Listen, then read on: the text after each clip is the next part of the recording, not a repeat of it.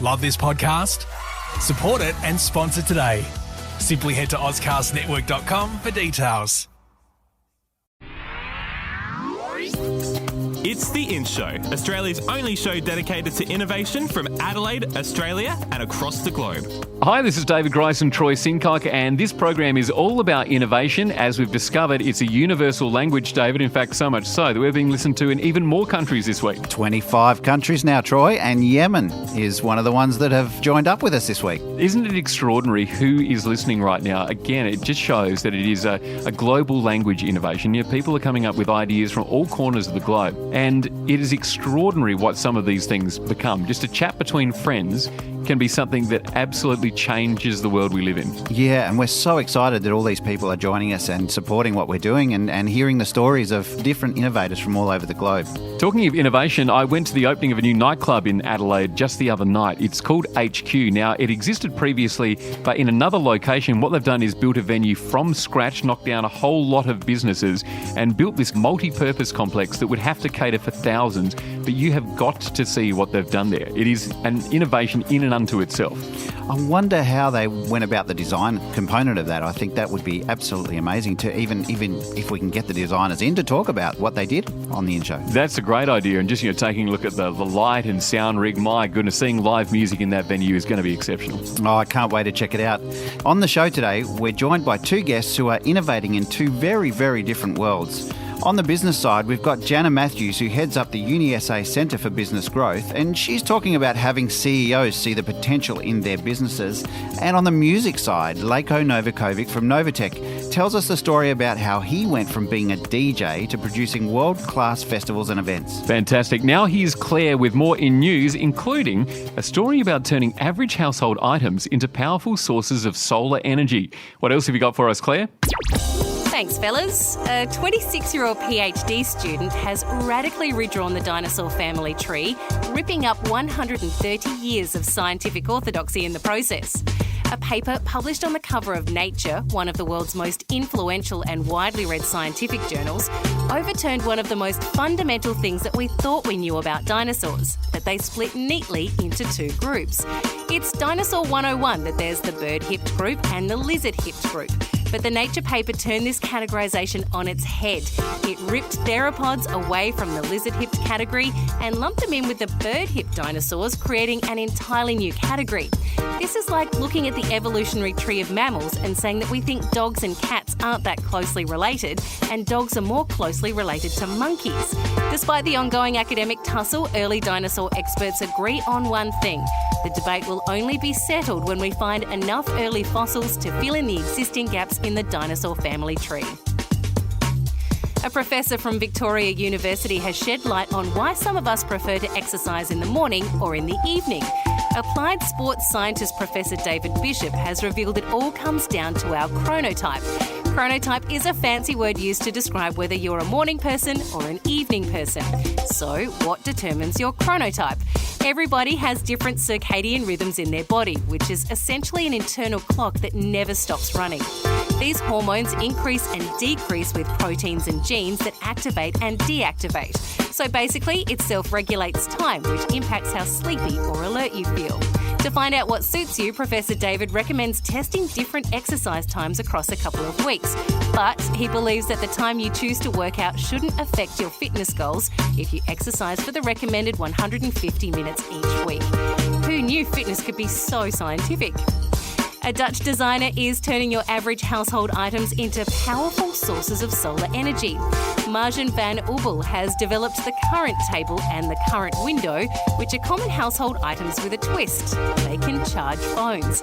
Marjan created dye-sensitized solar cells that use a process similar to photosynthesis. The solar cells create an electrical current from the properties of different colours. Some colours, including orange, generate higher levels of power, whereas other colours, including blue, create less. The current window is made up of colourful stained glass, which can be scaled to size. The current table is made of orange-coloured glass containing tiny particles of titanium oxide. The orange colour makes it easier for the particles to absorb light and emit electrons to create a current of electricity. Now, Marjan is focusing on integrating the solar technology into different types of materials so that all surfaces can be a source of power. And that's what's in news this week. Thanks, Claire. Well, David, there's nothing worse than a phone going flat. Well, absolutely not. And it seems that is going to be a thing of the past, so we can just put our phone on all sorts of household items and then it's going to be charged. In fact, there will be no excuse for ever running out of battery again. No, actually, now we're mentioning this, I've actually got a battery-powered toothbrush that sits in a glass, and you plug the glass in to the power and that charges the toothbrush. Amazing. It is amazing. The colour thing is really interesting too, isn't it? Because, I mean, orange certainly isn't my favourite colour. I'm not going to surround myself with all sorts of orange things, but a building that is orange, imagine what that would be capable of. Well, you'd have to think that surely if colour has something to do with generating electricity, that colours of buildings may be able to power themselves. So road workers with their high-vis orange vests will have all sorts of phones plugged in. Supercharged! We're talking innovation on The In Show. You can check us out at theinshow.online Facebook and follow The In Show on Twitter as well. Up next, we're going to speak to Jana Matthews from the Uni SA Centre for Business Growth about developing executives to execute plans for growth and improve their effective leadership. The In Show. It's all about innovation.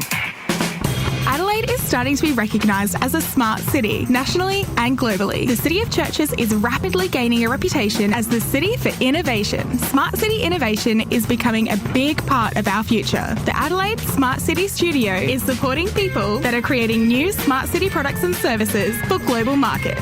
What we've taken for granted is now being embraced by residents and visitors alike. Adelaide Smart City Studio, creating opportunities. Hi, I'm Flavia Tatanadini from Fleet Space, and you're listening to The In Show. It's David Grice and Troy Sincock, and if you've missed an episode, make sure you subscribe to the In Show podcast on iTunes. If you enjoy it, give us 5 stars while you're there. In the next 10 minutes, we'll speak to Leko Novakovic from Novatech about the latest innovations in concerts and festivals. The In Show. Now, David, this next lady is absolutely exceptional, not just because of what she's about to share with us, but because she made it to the studio in the first place. Yes, we just found out that she's just had a 3D printed knee replacement. And you'd have no idea whatsoever. She just glided into the studio looking fit as a fiddle. Absolutely. Just absolutely astounding. Her name's Dr. Jana Matthews. She's an international expert on entrepreneurial leadership, and she's at the helm of the Uni SA Centre for Business Growth, which enables CEOs of small and medium companies to identify and address issues that are inhibiting their growth. Jana, tell us about your passion for this area. I started in this area when I was at the Kauffman Foundation's Center for Entrepreneurial Leadership, and we discovered that hardly anybody understood how to grow companies. Even then, in the States, there was a lot of emphasis on starting, but this strange thing called something between starting and something between being a large corporation, nobody paid any attention to. They thought maybe it was a baby corporate, or maybe it was just a sort of larger startup. But we found at the Kauffman Center, when we did our research and then worked with hundreds of entrepreneurs, that there is definitely something very different that happens. And I use the analogy of your child.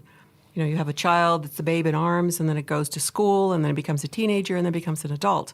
And you as the parent have to relate to that very differently when the child is at those stages of growth, just as the CEO has to relate and has different roles and responsibilities at those different stages of company growth. I'm really curious to hear about your background. I mean, you're obviously an absolutely fascinating person and so much experience, but how did you get to where you are now? One always wonders when you look back, how did I get to where I am? In a nutshell, grew up in the Midwest, English major, studied University of London, literary criticism, went to Yale for a year, graduate school, went to Harvard, got a doctorate in management and planning, and then moved to Boulder, Colorado, where I worked with a federal laboratory that was helping universities be better managed. It was very clear that one of the ways to be better managed is to be closer to your customers, especially your industry customers. And so long before it was fashionable to be so, I was actually helping figure out the partnering between higher education and industry and wrote a book on that. It was one of my first books. Then left there, went on to start up the first company, which was technology-based economic development. How do you help communities understand how to take advantage of the technology coming out of universities or out of corporations, wherever, and create the environment to support them? And then, of course, startups and technology startups were part of that, and then that grew. And then I got recruited to the Kauffman Foundation to help them do this very basic. I was one of the original 4 founding team that went in to help create this amazing center. In fact, I want to create that in Australia. Yeah, obviously, very passionate about the growth of businesses. Have you discovered that it is, in fact, technology that helps businesses grow? Well, indeed, technology does help them grow, but the thing that's missing in most companies is the sheer knowledge about how do you manage people, how do you think through strategy, how do you understand the financing options, how do you put in place the systems that will enable the company to grow, how do you change as leader, how do you grow into new roles and responsibilities, how do you learn to delegate to other people and let go, which frees you up then to go to the next stage. So those things are way more important than what technology you use or what industry you're in. Those are across-the-board problems for every CEO that I've met and that comes to our programs. I'm really glad that you've brought that up, because I've had previous businesses where I've had 15 staff, and we've grown this business from a $600,000 to $1.3 million turnover in 18 months, and all of this sort of stuff was happening, and I just had to go by the seat of my pants. And in fact, most of the time I was paying my employees more than I was paying myself, and it's really hard to juggle that value without any support behind you, and having you talk about that is just, it's fantastic that you think that way. We've now had over 300 companies through our programs, over 150 South Australian companies, I'm happy to say. And we've just looked at the evaluations. 100% who've been through the intensive growth module would recommend it to other CEOs, and over 90% of those who've been through just the clinics would recommend them to other CEOs, because you walk out of there understanding, first of all, we all are having this problem. It's not just me. Secondly, it's endemic to growth. Third, there are things that people can help you do. There are ways of sort of lifting the blind, seeing the sunshine, come in and actually understanding what to do. And often it feels like a really lonely place when you're in that position, because you often don't even think that you've got time to look elsewhere because you're too busy doing what you have to do. Yes. And do you find that that's something that a lot of CEOs and a lot of managing directors struggle with? I do. And when we ask them, do you belong to a CEO group? Do you go to networking activities? A very low percentage of them do. They are really trying to figure it out on their own. And I've said this is an issue because we're all in discovery mode. Everybody's trying to discover it for themselves instead of learn from you and you and you. And all of a sudden I don't have to make those mistakes because I've heard about them. And so some of that comes down to mentoring, those who are farther along to mentor the younger ones. And, I think for whatever reason, Australians maybe are reluctant to mentor. Maybe they don't know why they were successful, so they don't know what to tell someone. Or maybe they don't want people to think, I know it all and I'll tell you. And, that's against the Australians' way of doing things, right? To know it all. But the fact is there are so many things that you can share, so many ways you can ask the question in ways that will make the new budding CEO, entrepreneur, begin to see the other dimensions of what the problem are. And so I'm very much encouraging the companies who've been through the program to come back in, teach, be mentors. And those who have started and grown and exited or sold companies, I'm now recruiting them to come in as growth experts in the program. You talked about a number of different areas that you think add value to business growth. Is there one that comes up more than others where you can almost foresee it before someone explains their situation that you just see time and time again? Yes. The one thing that is so consistent and is so essential is the role that the CEO thinks he or she needs to play. If you think you need to do it all and know it all and tell people everything that they need to do, then you will be forever in startup mode, because you will choke off the capacity other people have to learn or do or bring in new ideas, or for you to delegate parts of your stuff so you can take on new stuff. So when we have the clinic, it's really an unobtrusive indicator to us of whether or not, by spending a day with you and 3 other people in the room going through these materials and talking about the journey of growth and what happens and what are the typical problems and so forth, we can tell by the way you respond or the way you shut down or the way you go like, I didn't think about that. Oh, this is amazing. I'm seeing, as one guy said, I thought when I came into the problem, my team was the problem. But now that I'm finishing the clinic, I realize I'm the problem. And so that would be, I'd say, the number one thing is the ability to realize that actually I'm probably the one that's hindering growth and that I need to change. And I need to change some things in the company as well. So tell us about the Centre for Business Growth.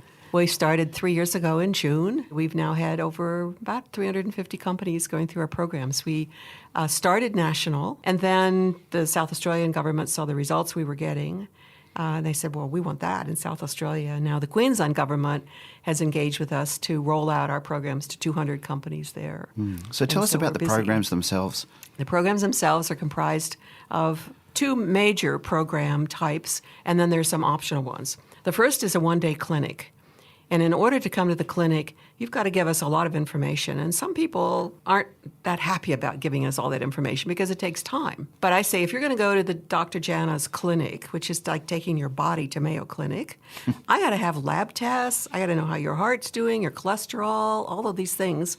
And for you to bring together your financials, your org chart, your marketing plan, your marketing materials, your product plan, your product roadmap, your last couple of years, as I said, of financials, and a couple of online diagnostics about the health of the company and about you as the leader, then that tells me a lot about you when I come into the clinic. Hopefully, it tells you a lot about yourself and your company when you step back and look at that information before you come to the clinic as well. You know, when I get all my blood work done and then I look at it, I pretty well can tell what the doctor's going to say. You need to exercise more, you need to reduce your cholesterol or whatever, you know. So they come to the clinic and there are 4 other companies there. And we spend the morning going through what are the major issues of growth. And they have an action planner booklet document that they need to be writing in, taking notes in. You know, you can just begin to see the scales fall from their eyes as they're suddenly, oh my gosh, now I understand. Aha. And they start writing, you know, things down, notes down, people's names down in terms of issues that are happening. And then in the afternoon, we spend a lot of time on the leadership and organizational issues. And near the end of the day, they then have to fill out what I call their leadership development plan, where they rate themselves on the responsibilities of the leader, rate themselves, and then talk about what am I going to do to get better. And then they do a company action plan, which are identifying the 3 things that I've learned today that are holding us back and what I'm going to do about that, and who else I'm going to involve, how much time, what's the timeline, and how many resources am I going to put toward correcting those issues. Then for the subset of companies, with ANZ it's about 1 out of 5, in Queensland it'll be 1 out of 5. The South Australian government has given enough funding that it could be 1 out of 2 of the companies, then come into the intensive 3-module program. And there, the companies are expected to pay a third of that themselves because we want skin in the game. The clinics are being made available to companies without their having to pay. And I say to them, this is not free. These are the people of the Commonwealth of Australia, and particularly the government of South Australia, and particularly the citizens of South Australia, who have made funds available. We're investing in you because we think you have the capacity to grow. So you have a responsibility to them, to yourself, you know, to all of us, to take this stuff in and do something with it. This is not just a freebie that we're giving out here. The intensive programs then are for 3 modules, 3 days, and the CEO has to bring 2 other members of the executive team. And then we really march them through the big issues of growth. Are there situations where it's not right for the company to grow? There are situations where people aren't willing to take the risk to grow. And I say, it's a free country. You know, it's your company. You get to decide. Not me. It's up to you. But if you do come into the program, then we do expect you to be interested and want to grow. But if you don't want to, then this program's not for you. And I was actually doing something in Wagga Wagga, and that fellow said, I'm a 6th generation farming family and so on, and I don't think any of the things you're saying are right. And I said, well, then you shouldn't be here. You know, go home, really. And what are the risks that come up for people when they're confronted with making that decision? You know, do I just play the same game that I've always played and get the same result, or do I grow? I could imagine, you know, there would be fear associated with that for many. Yes, what they don't realize is they should have fear for trying to do the same thing and thinking that they will be able to persist because the world changes very rapidly, and what worked yesterday isn't necessarily going to work today. So some of the risks are personal risks. You know, I have to change, and I have to stop being the person in charge. I actually like being in charge. I don't want to stop doing that. So that's sort of one thing. I call that the genius with 1,000 helpers model. People love being in the center of everything, you know, having everybody ask me. As I say, this was my dad, and he was stuck in startup for 32 years. Another risk is, oh my gosh, I realize that I'm going to have to go home and have that conversation with my father, my brother, my uncle, my best friend that I started this company with, that they're not pulling their weight. They're not doing what they should, and I need to be playing a different role in order for the company to grow.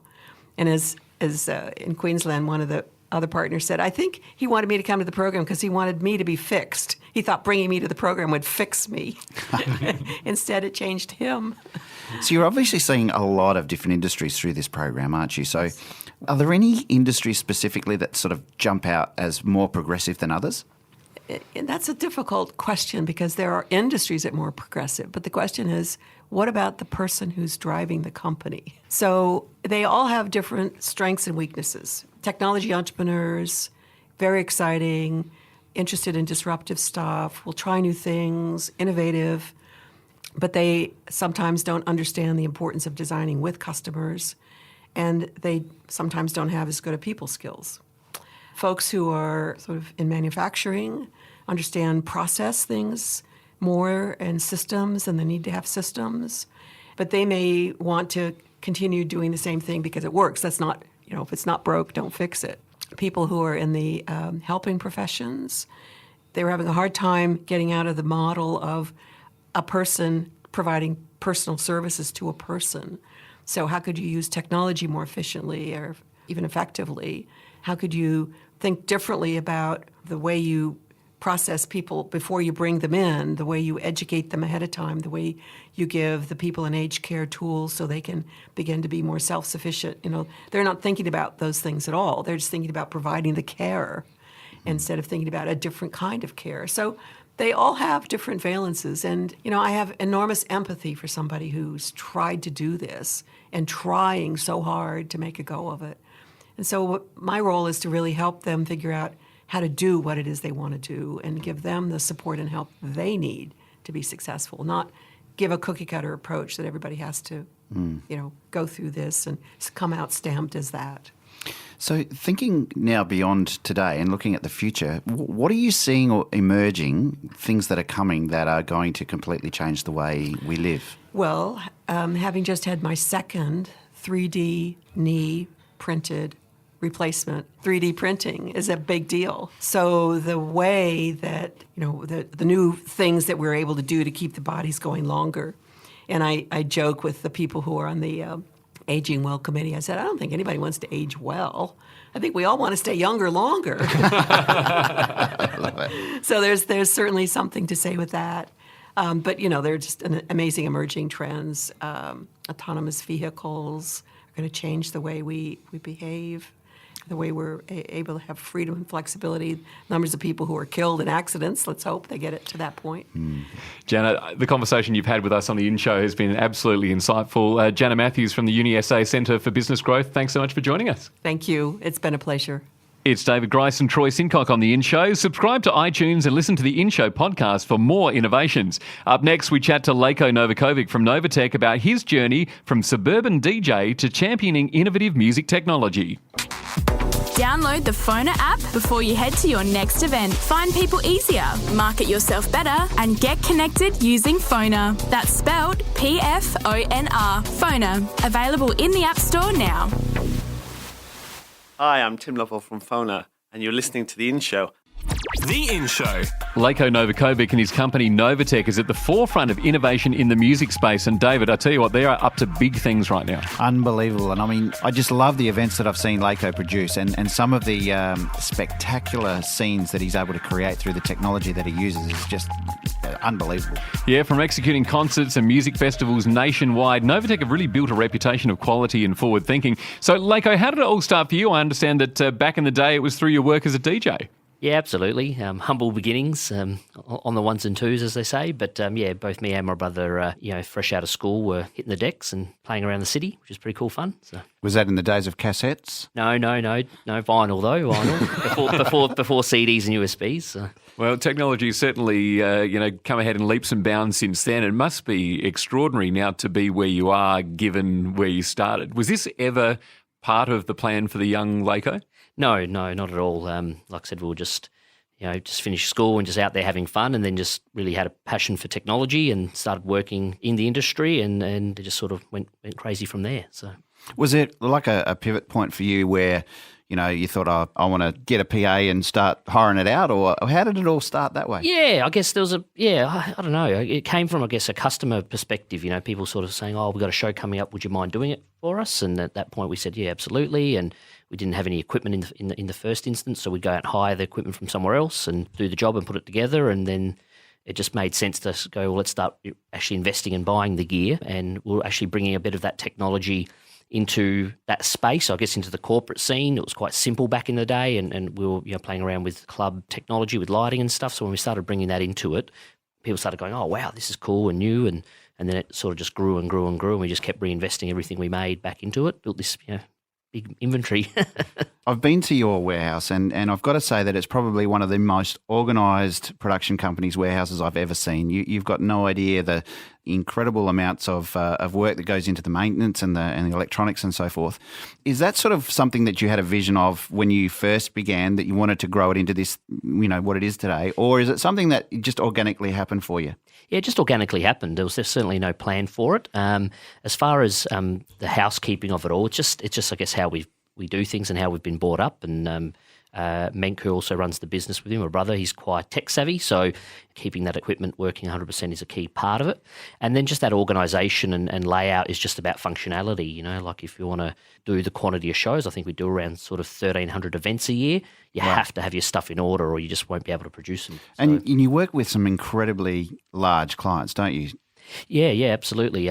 Like obviously a lot of South Australian-based companies, but interstate, we work with a lot of national head offices, Coca-Cola Amatil, Kmart, BHP and the like, so which is pretty exciting. How did word start spreading about Novatech interstate? Look, I guess it started off with us building our SA presence, and then a lot of those companies coming to SA for a show. So they might have been doing a road show and they got to do one in every capital city for that client. And then we became the sort of go-to guys for the local part of that road show. And then when we had an opportunity to show what we can do to them, that then opened the opportunity to go, well, how about we do the whole road show, or how about we do the event in Sydney or Melbourne? So one thing I love about you is that you're always thinking in a really creative and kind of exploring the realms of how far you can take tech. I had the pleasure of being involved in a production that happened in the Goyder Pavilion at the Showgrounds a year or so ago, where is it a 9-metre screen tall by a kilometre long or something, and you had this simultaneously seamless projection going around the room with images travelling around the room and stuff like that. Do you go and see some of this stuff and then say, we need this in our kit, or how do you go about finding all this incredible stuff? Yeah, I mean, it's a two-part question, I guess. Firstly, those ideas come from collaboration with our clients. So we sort of sat down with them and go, we want to make this the biggest thing ever. What do we do? And through that brainstorming process came, why don't we immerse everyone in the whole audience with projection? And there was about 1,400 guests. And you're right, it was sort of floor to ceiling, 9 metres, and about 250 metres of projection with just a gap in each corner, so catering staff and people would go to toilets. So it was quite as seamless as you can get without trapping everybody in a room. And then the technology part of that, I guess it's existing technology, but it's taking it to that new level. So we already had projection and we already had capabilities with, I guess, media servers, but never the idea of doing it, say, to that scale. So then the idea came about, and then we said, oh, we've got the tech to do it. And it was a first in Australia? Yeah, from what we can tell from that scale, absolutely. That's a lot of projection area to cover, a lot of pixels. And it was groundbreaking and got us great accolades. So it sounds like obviously you really embrace your technology, but when it comes to those discussions with clients, is it sort of putting the technology to one side and then really working out what they want to do and then working backwards from there? Yeah, exactly. It's the technological part of the discussion really happens at the end. What are you here to do? What are you trying to achieve? What's the message you're trying to get across? So it's really just listening to the customer, getting all that in, and then trying to apply the tech to that. That's pretty much the solution. So obviously you work a lot in the music and entertainment space. One of the things that seems to be an emerging sort of topic of conversation is how are we going to view and be a part of live music performances and concerts coming into the future, given that the young kids that are growing up are immersed in technology and they want instant gratification and they want to see these experiences and be absolutely engaged with it from the minute they walk in the door. How is that affecting what the future looks like for you? Yeah, look, it's got us thinking, really. There's definitely a sense of what's next in that area. Everyone's tied to their device these days. I know there's a lot of talk around that, even at the moment at concerts from an artist perspective, like they're looking out to see a crowd and they actually quite often see people still on their phones. So I think you'll see a lot of connection. There's a couple of companies that we know in Europe that are working on that at the moment, where you might be able to, as a punter on your phone, take control of the band's light show or their visuals for a song and those types of technologies, which I think are going to be super cool and interactive. So, yeah, I don't know. For us, like I said, we're looking at it and we're looking at ways of what's going to be that medium. VR is a pretty big thing in that thing. That you're working in that space now? Yeah. We've got a couple of things on the go at the moment, and we've been trialling and integrating it with a few systems, which we're really happy with. There's another guy in Adelaide setting up a little thing called VR 360 Live, and we're helping him out with that project where he's going to put on like a live concert, I guess, but you'll watch it on your phone through a VR headset thing. So yeah, I think there's some pretty exciting stuff on the cards. It is amazing to think that, what we see as traditional performance can actually sort of integrate into our lives rather than, you having to arrive at the event and that's when the thing happens, that, the show almost begins at the time you buy the ticket. Yeah, absolutely. I think the whole landscape's changing. And obviously, this is a really expensive business. You are constantly upgrading and maintaining as well, but you having to look for the future technology, it becomes really, really expensive from an investment point of view and obviously an outlay. Have you got any strategies that you've sort of put in place from a business perspective on how you've gone about doing that? Yeah, look, not really, to be honest with you, much to our accountant's dismay. No, look, we go with what we've been working on for the last 17 odd years. It's just that sort of gut feel. Sometimes we're buying.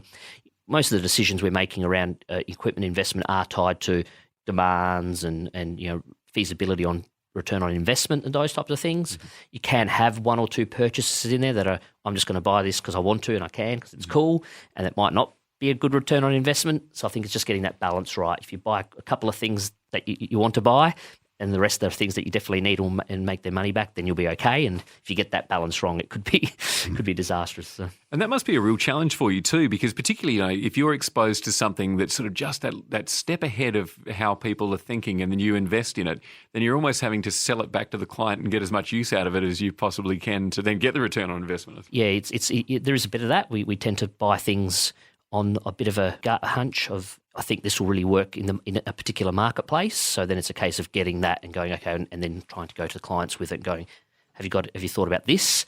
And then we've got the solution to it. And in other examples, it's a case of listening to them and going, well, we want this, and then us going to do it. So it's, again, probably like a mix of the two. So Novatech's not just about PA and lighting systems, is it? No, absolutely. What else can you share with us that you do? Yeah, I mean, look, that's our core business. We always has been audio-visual for events. The other things it's got a creative studio in-house, so we're doing digital content, and that's been happening for the last sort of 5 years. And so when you're doing that, is that for a corporate client or something that needs video and other things, displayed on the screen to sort of... Correct. It's integrated to the event. So we got to that point in time where we were providing the video systems, for example, at the event, and then we said, well, how can we actually help here? Let's now help them build the content, because if we're going to put in a really cool video system, a key part of that is to have really cool content. So it sort of came through that organically, and helping, again, them trying to tell the story through that content or get their message out is a real key part. So there's quite a creative process that we go to. So that's been working really well for us, and we've got some really big plans for that studio in the next sort of 12 months. And our pre-visualization suite, something we've been working on for quite a few years. Tell us about that. Yeah, it's cool. It's like a little space we have in our facility where there's a couple of elements. You can come in and pre-visualize and design and program your lighting for your event. So our guys are looking at a screen, the whole rig is in that screen, and you can program. So basically when you get to the event, a lot of your workload's cut down, but you can also show your client a progress of how it's all going. And then that stems out to 3D visualizations with D3, which is a system we've been using, where we pretty much build the entire event in 3D, in a rendered 3D space, and then we get our clients to come in and have a look at the show. So they're looking at the layout, they can look at the stage, the screens, they can see their content. We do entire run-throughs of the show 5 days a week before the event itself in the comfort of the studio before we even go to the space.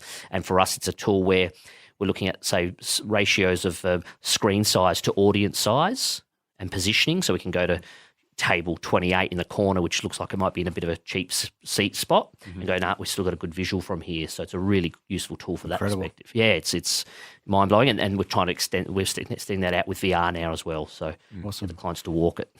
Are you able to realise all these innovations yourself, or have you had to build partnerships around you, not in the city that you're primarily located, to realise these things? Yeah, we like collaborating, I guess. So we do a lot of work. We're a part of a group called the AV Alliance, which is a global network. So we catch up with those guys a couple of times a year, and it gives us the opportunity to bounce ideas from with similar companies from other countries around the world. So, yeah, we love collaborating with people locally and abroad, and getting those ideas really sort of thrashed out and to an outcome. Leko Novakovic from Novatech Creative Event Technology, thanks so much for telling your story and joining us on The In Show. No worries. Thanks, guys. It's all about innovation on The In Show, and if you've got an event you'd like us to highlight, just drop us a line at theinshow.online. You can check us out on Facebook and Twitter as well. Next week on The In Show. We chat to Dr. Simon Rice, the project manager behind Entourage. Now, they're funded as part of the Movember Foundation's Social Innovators Challenge, and they're using all sorts of different things with cartoonists and different visualisation, and they're providing an innovative approach to supporting social anxiety. And we speak with Robin Sands, who's the CEO of Link4 Australia, and they're leading the field nationally in e-invoicing, and they're working with small to medium enterprises. His story is a really interesting one too. There's a link to the Mayor of London. You've got to hear that story. Absolutely. Now, Claire's got more weird and wonderful innovations from around the world, and make sure you check out theinshow.online. There you can subscribe to iTunes, listen to the podcast, give us 5 stars if you reckon we're worth it, find out more about this week's guests, and you can share an innovation yourself that you're working on. As we've discovered, you don't need to be a certain someone to come up with a great idea and be innovative. I have ideas all the time, Troy. Most of them we're not using, but that's okay. And follow us on Facebook and Twitter as well. Well, it's been another great show again this week, and we're going to talk more about what's in next Monday on The In Show. Now, before we go, here's Tim Angel from Cortex Interactive talking about taking the thing you love most and turning it into your life. For me, it's been a core principle of what I do. So I was lucky enough that, I know some people are maybe forced into taking subjects or certain things that they don't want to do by parents or by society or whatever it is, but I was lucky enough that I was able to just do the subjects that I really enjoyed. I was, hands-on back in the day, obviously modelling a lot and, very visual in what I did, but then that lent to, and extended. So now I just sort of enjoy business. It's very stressful. There's no doubt about it. Running your own business has its challenges, but I think for me, it's the ability to kind of be agile and sort of make the decisions and be responsible for your own decisions. That in itself sort of applies a lot of pressure, but it means that you can change and you can drive the future that you want to. So yeah, and I mean there's a lot of times where you do second guess yourself. So another sort of thing that I do is I always lean on others around me, whether they're mentors, whether they're friends, whether they're families. Even if you think you've got that right decision, if you can bounce that off them, that basically they can at least say, well, yeah, I think you're right. So you do back yourself. You're responsible at the end of the day. But I do lean on a lot of other people around me. That was The In Show. Subscribe to The In Show podcast on iTunes. Presented by David Grice and Troy Sincock. News by Shannon Chamberlain and Claire Murphy. Music by Zach Grice. Produced by Jason Walker. The In Show, brought to you by Adelaide Smart City Studio.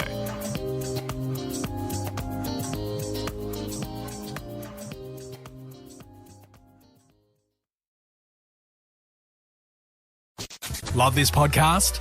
Support it and sponsor today. Simply head to AuscastNetwork.com for details.